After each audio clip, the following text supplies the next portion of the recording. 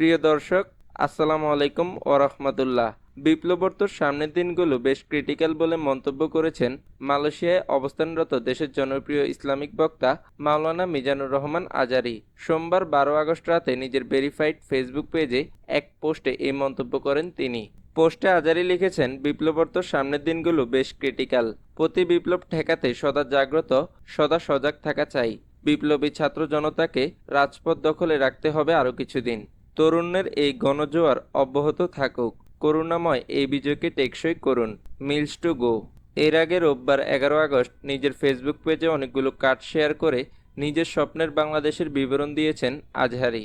এইসব কার্ডে তিনি লিখেছেন, আপনি বদলে গেলেই বদলে যাবে দেশ, তাই নিজেকে দিয়ে হোক পরিবর্তনের সূচনা। রাজনীতিতে আসুক যুগান্তকারী সব পরিবর্তন। অন্যায় আর অরাজকতার পুনরাবৃত্তি না ঘটুক নতুন ভোরের বাংলাদেশে। বন্ধ হোক স্বজনপ্রতি ঘুষ, তদবির সহ যাবজ্জীবন লেজুর ব্যক্তিপনা।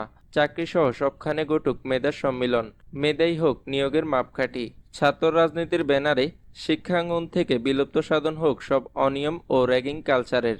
যে হাত কলম ধরে সে হাতে স্পর্শ না লাগুক অস্ত্রের।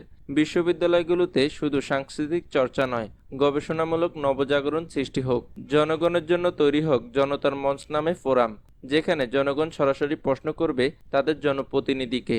জনপ্রতিনিধি, এমপি, মন্ত্রীগণ সেসব প্রশ্নের জবাবদানে বাধ্য থাকবেন। এমন 40টির বেশি কার্ড শেয়ার করেছেন তিনি।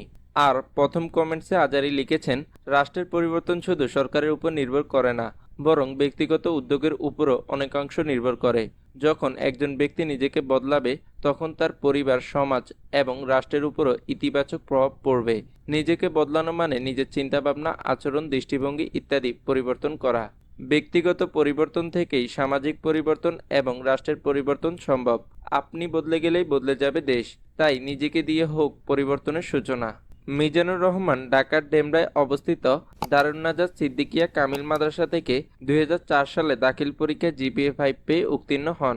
2006 সালে আলিম পরীক্ষায় গোল্ডেন জিপিএ 5 লাভ করেন।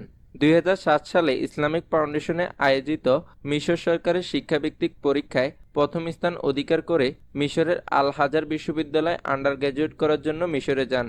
সেখান থেকে ডিপার্টমেন্ট অব তাফসির অ্যান্ড কোরআনী সায়েন্স থেকে 2012 সালে শতকরা 80% সিজিপি নিয়ে অনার্সে উত্তীর্ণ হন। মিশরে 5 বছরের শিক্ষাজীবন অতিবাহিত করার পর 2013 সালে মালয়েশিয়া যান। সেখানে গার্ডেন অব নলেজ খ্যাত ইন্টারন্যাশনাল ইসলামিক ইউনিভার্সিটি থেকে পোস্ট গ্র্যাজুয়েশন সম্পন্ন করেন। ওই বিশ্ববিদ্যালয়ের department of Quran and Sunnah studies থেকে 2016 সালে পোস্ট গ্র্যাজুয়েশন শেষ করেন।